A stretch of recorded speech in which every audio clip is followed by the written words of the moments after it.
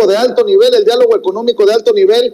que se dio entre los equipos de los gobiernos de México y Estados Unidos en Washington, y vaya que si hay resultados, todo parece ir viento en popa para que se invierta en Centroamérica, como lo propone precisamente desde hace ya años el presidente Andrés Manuel López Obrador, y que se extiendan los programas como Sembrando Vida y Jóvenes Construyendo el Futuro a nuestros países hermanos de Centroamérica. Profe, ¿cómo estás? Te saludo con mucho gusto. Buenas tardes. Hola Vicente, buenas tardes. Pues muy contento como cada viernes de estar aquí en Sin Censura, listos para darle al análisis. Oye, profe, pues las reacciones son variadas, ¿no? Desde aquellos que pronosticaban un desastre, que se tienen que tragar su veneno, y hasta lo que dicen los propios protagonistas de esas reuniones de alto nivel. Sí, mira, vamos a darlo por niveles. Primero, los que decían que no habían recibido como se merecían a la delegación mexicana, que básicamente Washington le había dado el avión a la delegación mexicana. Y de pronto vemos que Anthony Blinken, Kamala Harris, la vicepresidenta de Estados Unidos, o sea, de ese nivel, pues, Kamala Harris, la secretaria de Comercio, el secretario de Seguridad, Mayorkas, es decir, la plana mayor recibe a la delegación mexicana, compuesta únicamente por Marcelo Ebrard, por el embajador Moctezuma y por Tatiana Cloutier. Y además, Vicente, lo anuncian con bombo y platillo. Ya lo decíamos ayer, que no era para menos. México representa el 15% del comercio mundial de Estados Unidos. Imagínate, de 194 naciones, solo México representa el 15%. China el 14.2% y Canadá el 13.8%. Entonces somos por mucho el primer socio comercial, y además Estados Unidos ya está sintiendo la desventaja frente a China, que pues sigue creciendo como una máquina a todo vapor, y Estados Unidos ya se dio cuenta que tiene que aprovechar esa ventaja competitiva que tiene para dinamitar la economía o dinamizar la economía con Estados Unidos, con México y con Canadá, que juntos le representan pues el 30%, una tercera parte de su comercio pues se da en la región. Para México pues no es cosa menor, porque finalmente México exporta hasta el 89% de sus productos a Estados Unidos, nuestro mercado natural, y entonces aunque haya división, de pronto haya racismo, haya desencuentros, pues nuestra realidad geográfica, y de ahí la importancia de entender la geopolítica, nos sujeta a Estados Unidos y en buena medida también a Canadá. Y Vicente, pues para quienes decían, ya ves que rápido el tiempo pone a la gente en su lugar, cuando se sienten grandes analistas y cuando nos dicen que están en desacuerdo con todo lo que decimos acá en las plataformas digitales, pues el tiempo los pone a cada quien en su lugar. Y yo me moría de risa viendo todavía hoy a Kamala Harris tuiteando, diciendo: recibimos a la delegación mexicana, nuestros socios, nuestros aliados, con quienes vamos a impulsar procesos de desarrollo regionales. Es como de, bueno, mira, si te dan el avión, y hasta la vicepresidenta un día después sigue presumiendo el encuentro. En segundo lugar, me parece lamentable, de verdad me parece lamentable, que la oposición, así con su cabeza hueca, con su mirada perdida y con su timbre de voz chillón, salgan a vociferar maldiciones a la vestimenta de la señora Tatiana Cloutier. Me parece que cuando les faltan argumentos de peso, argumentos estructurales, hablar de cuestiones más técnicas, como el impacto de estas estrategias económicas, empezando por evitar que se vuelva a cortar la cadena de suministro, pues a falta de argumentos, hagan actos misóginos y todo el tiempo estén burlándose de la señora Tatiana Cloutier, de cómo se viste, de qué zapatos se pone, de cómo se maquilla. Y me parece que esto es violencia de género. Me parece que la CONAPRED también debería estar encima de todas estas cuentas en Twitter, y que no las hacen personas que tú digas desconocidas, cuentas con 10 o 12 usuarios. Lo hacen desde actores de la farándula, miembros de la farándula, como actores políticos, incluso empresarios, incluso periodistas. Entonces me parece que su feminismo selectivo se les acaba cuando tienes a un personaje tan dinámico, tan comprometido con este país como Tatiana Cloutier, y lo único que tienen es para criticarle su vestimenta, que por cierto a mí en lo personal me parece espectacular. Y la otra parte, las reacciones, hubo una rueda de prensa cuando se terminó ya la sesión con la contraparte estadounidense. Hubo una rueda de prensa en la Embajada de México en Washington, en donde el subsecretario de Hacienda, que acompañó a Marcelo Ebrard, el canciller, y a Tatiana Cloutier, la secretaria de Economía, y al embajador Esteban Moctezuma, pues con periodistas que cubren la fuente de la embajada, en el salón justamente de conferencias, en la sala de prensa de la embajada, y me llamó mucho la atención, Vicente, de verdad, cómo algunos periodistas que pues se sienten de gran oficio y que se sienten las vacas sagras del periodismo, lejos de abonar en las preguntas, que para eso es la rueda de prensa, para saber, conocer detalles de lo que ocurre en este encuentro de alto nivel, que como decíamos, desde el 2016 no se retomaba, porque pues desde que llegó Trump dinamitó estos mecanismos, porque además veía para abajo a Peña Nieto. Me parece increíble que los periodistas, en lugar de preguntar sobre estas cosas, salieron a preguntar otros temas que ni al caso. Entonces yo digo, ¿cuál es el sentido de que en una rueda de prensa presencial invites a periodistas de supuesto renombre, muy experimentados, y que te salgan con preguntas que no vienen al caso? En ese sentido me gustó mucho la respuesta de Tatiana Cloutier, que tajantemente decía, pues como eso no es el tema, yo solamente respondo de lo que sí tiene que ver con el tema. Preguntando por la OEA, preguntando a otros que si México representaba a Honduras, a El Salvador y a Guatemala, y si les había pedido opinión para abogar por ellos, cuando en realidad pues sabemos que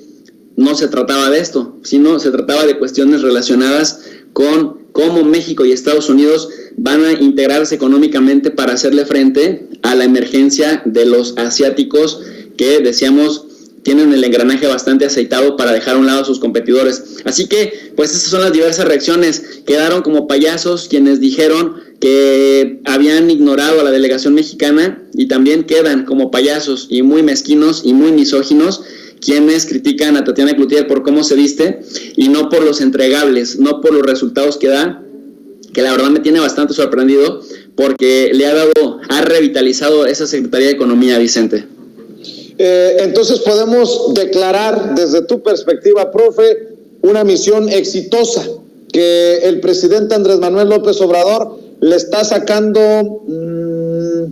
pues no sé si decirle así, ventaja a esta relación con Joe Biden, pero que las propuestas del presidente avanzan a pesar de que a nivel doméstico, a nivel nacional, las intenten ridiculizar. Así es más o menos, ¿no? Sin duda alguna, mi querido Vicente, porque mira, realmente la diferencia, y esto era lo que le explicaban el canciller, la secretaria de Economía y el embajador Esteban Moctezuma, les explicaban justamente que a diferencia de otras reuniones, en la próxima vez que se encuentren en este diálogo económico de alto nivel, que por eso es diálogo de alto nivel, tienen que tener entregables, concretos. Nada de que, oye, nos gustaría que en algún momento pudiéramos integrarnos, nos gustaría que en algún momento revisaran nuestro programa de Sembrando Vida o de Sembrando Esperanza o nuestro programa de invertir en Centroamérica. No, aquí ya no es especulación, aquí ya es, esto es lo que acordamos. ¿En cuánto tiempo lo tenemos listo? Bueno, en 3 meses. En 3 meses, ¿qué porcentaje de esto vas a entregar ya concreto como resultado material? En 6 meses, ¿cuánto? En 9 meses, ¿cuánto? Y en 1 año, ¿cuánto? Porque efectivamente entonces es cuando se nota el interés de ambas partes. Y otra cosa importantísima de lo que veníamos también platicando, Vicente,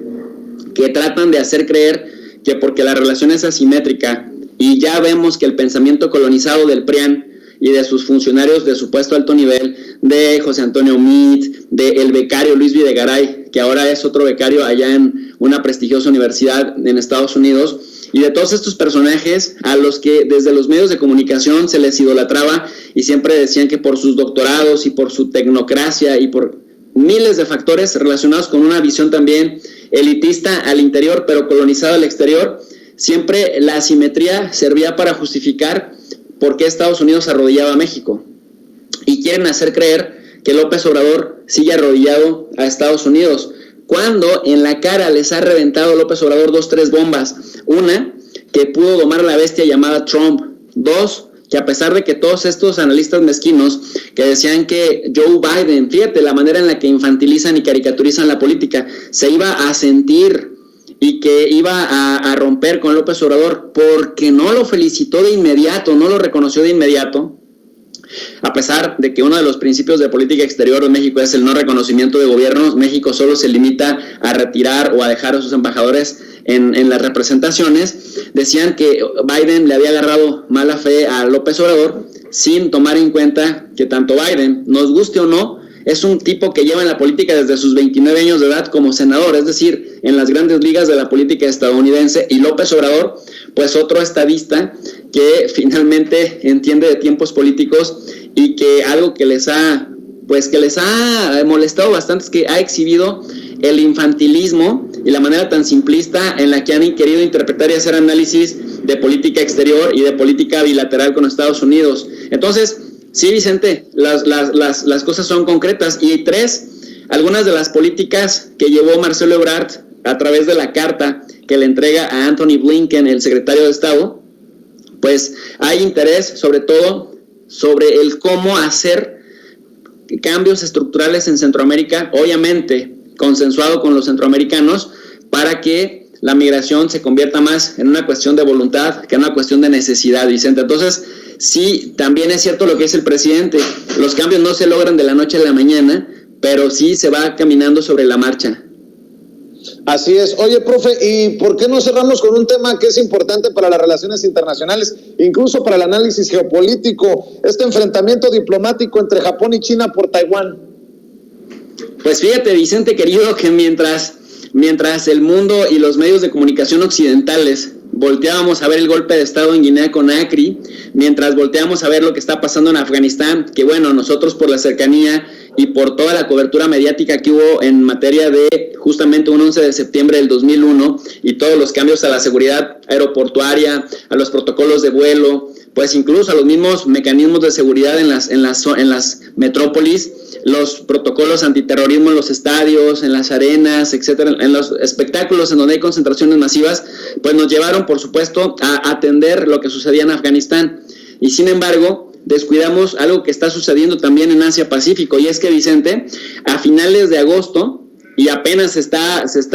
fluyendo información, diarios como el Japan Times, que se autodenominan como la voz independiente en Asia, o el Taiwan Times, anuncian que 2 legisladores de alto nivel del PLD, que sería lo que antes era el PRI acá en México, un partido súper dominante en la política japonesa, se reúnen con 2 integrantes, con 2 legisladores líderes también del Partido Progresista Democrático de Taiwán, que es el más influyente. Entonces, los 2 partidos más influyentes reúnen a sus dos congresistas más influyentes, a la que le llaman pláticas de 2 más 2 igual a 1, que tiene que ver, me recuerda mucho a un amigo de nosotros, que tiene que ver, Vicente, con que Japón dice, ahora empieza a cambiar el discurso, de que el destino militar de Taiwán está vinculado también al destino militar de Japón, y Japón además hizo en julio, en el verano pasado, un cambio a lo que se conoce como su libro blanco de defensa, que es una cosa que puede darnos muchos dolores de cabeza en esa región, porque acaba de quitar o acaba de borrar a Taiwán de la lista del mapa de China. Es decir, China siempre ha reconocido a Taiwán como parte de China y prohíbe que cualquier país que tenga relaciones diplomáticas con Beijing se acerquen a Taipei, la capital de Taiwán. Entonces, Japón da ese paso, después vienen las palabras del viceministro de Defensa de Japón, que no es cualquier cosa, sobre una necesidad de reformar la constitución política de Japón en torno, Vicente, a que ahora sí se le permita a Japón sacar el ejército afuera de las fronteras de Japón, cosa que por la Segunda Guerra Mundial y por la derrota aplastante que tuvo Japón no se le permitía. Y esto que aparecía en la pantalla, este mapa también es revelador. Japón acaba de anunciar, mira, después de la Segunda Guerra Mundial, estas 3 islas no se las pudieron quitar a Japón. Tú recordarás que Japón pues también conquistó Taiwán desde 1895, y desde 1895, cuando aplastó a China por primera vez, se quedó 50 años en Taiwán hasta que perdió la Segunda Guerra Mundial. Bueno, pero estas 3 islas que vemos en pantalla están a una distancia relativamente muy corta, 220 kilómetros una, a 110 kilómetros otra y a 170 kilómetros la otra. En la isla Ishigaki, que aparece en pantalla, Japón acaba de anunciar que en esta isla de Ishigaki va a construir una base militar, y Taiwán, lejos de asustarse, Taiwán aplaude la decisión, y también para eso son las reuniones de funcionarios del nivel, porque Taiwán se siente más protegido con Japón por su alianza y la amistad de ambos con Estados Unidos, que también ha estado atizando el fuego en esta región del mundo, y esto para China es intolerable. Por lo que China de inmediato empezó ya a movilizar barcos y aviones con capacidad nuclear, y dice que, por ejemplo, que las islas Senkaku, que han estado en disputa histórica,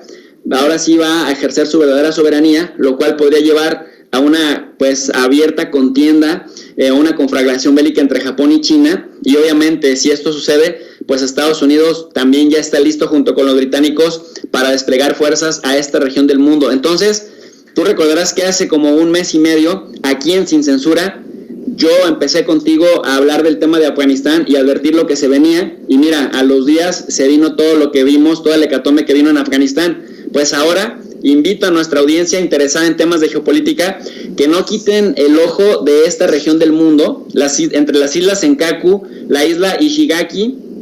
Taiwán y China, porque esto nos puede generar bastantes dolores de cabeza, y obviamente pues tenemos que estarle echando un ojo, porque en los medios tradicionales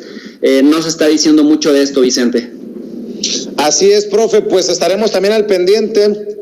de los análisis que hagas en tu canal de YouTube. Hay que cerrar invitando a la gente para que te apoye en Twitter, en las diferentes plataformas y obviamente en el canal. Gracias, querido Vicente. Pues invito a toda la gente preocupada por temas de geopolítica, de relaciones internacionales, que vengan al canal de tu profe de RI, que es un canal de relaciones internacionales, en donde además le subimos una lectura en la descripción de cada video, con la finalidad de reproducir clases con nivel universitario en la plataforma digital, completamente gratis, y además agregamos una lectura en formato PDF también completamente gratis. Queremos elevar el nivel de análisis en las redes sociales, Vicente, y queremos también poner un granito de arena al despertar de las conciencias desde el canal de tu profe de RI. Muchísimas gracias. Que así sea, profe, te mando un abrazo, cuídate mucho, que pases excelente tarde. Abrazo fuerte, amigo, bye bye. Gracias, es el profe de RI, el doctor Jesús López Almejo, hablando con nosotros sin censura. El que ya llegó, no con un libro como don Carlos Leal, sino con su jarana justiciera, es el maestro Zen Seferino. Venga, maestro, rásquele a las cuerdas, échele. Viernes, ya llegó el viernes, en Sin Censura TV, las noticias hechas verso, aquí